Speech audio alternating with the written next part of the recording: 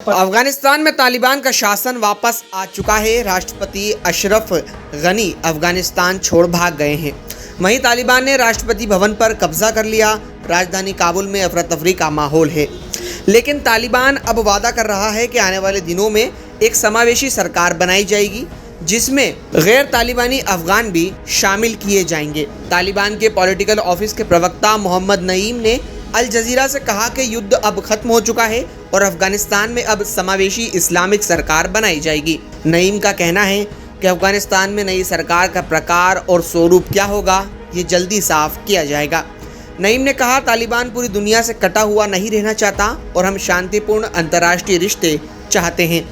वहीं तालिबान के प्रवक्ता सुहेल शाहीन ने CNN से की गई बातचीत में ये भी कहा था कि जब हम समावेशी इस्लामिक सरकार कह रहे हैं तो इसका मतलब है कि बाकी अफगानों की भी सरकार में हिस्सेदारी होगी। तालिबान के इस बदलते रवैये पर कई तरह के सवाल उठ रहे हैं। पहला सवाल तो ये उठ रहा है कि क्या हिंसक इतिहास से भरे इस समूह पर भरोसा किया जा सकता है?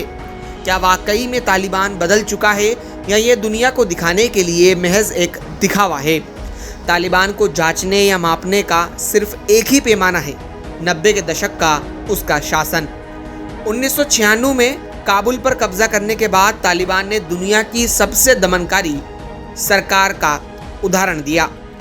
1996 से लेकर 2001 में अमेरिका के हमले तक तालिबान ने अफगानिस्तान पर शासन किया। तालिबान ने अफगानिस्तान में शरिया कानून को उसके सबसे सख्त प्रारूप में लागू किया था। इस दौर में सज़ा के नाम पर लोगों की सार्वजनिक तौर पर हत्या कर दी जाती, पत्थर मारे जाते और कोड़े मारना आम बात हुआ करती थी। ये वो दौर था जब बगैर दाढ़ी के मर्द अफगानिस्तान में दिखाई नहीं देते थे। साथ ही औरतें अपने शोहर के बगैर और महरम के घर से नहीं निकल सकती थीं। इस्लाम में उस शख्स को महरम कहा जाता है जिससे निकाह नहीं हो सकता। साथ ही इस दौर में लड़कियों की स्कूली शिक्षा पर भी प्रतिबंध लगा दिया गया था। परंतु तालिबान ने हाल ही में ऐसे कई बयान जारी किए हैं जिनमें वो अपनी छवि एक नए और उदार संगठन की पेश कर रहा है। 2001 में अमेरिकी हमले के बाद तालिबान सत्ता से बेदखल कर दिया गया था। अंतर्राष्ट्रीय समुदाय में तालिबान अलग थलग पड़ गया था। उसके कई नेताओं को बंदी बनाया गया था। तालिबान शायद ये सब दोहराना नहीं चाहता। कतर के दोहा में अफगान शांति प्रक्रिया पर बातचीत करते हुए तालिबान ने देश पर कब्जा कर लिया। हालांकि इस बार समूह ने हिंसा को प्रमुखता देने की बजाय विरोधियों को अपने पाले में लाने की नीति ज्यादा अपनाई है। इसके अलावा तालिबान ने कई ऐसे वादे भी किए हैं जो उसकी उदार दिखने की कोशिश को साफ जाहिर करते हैं।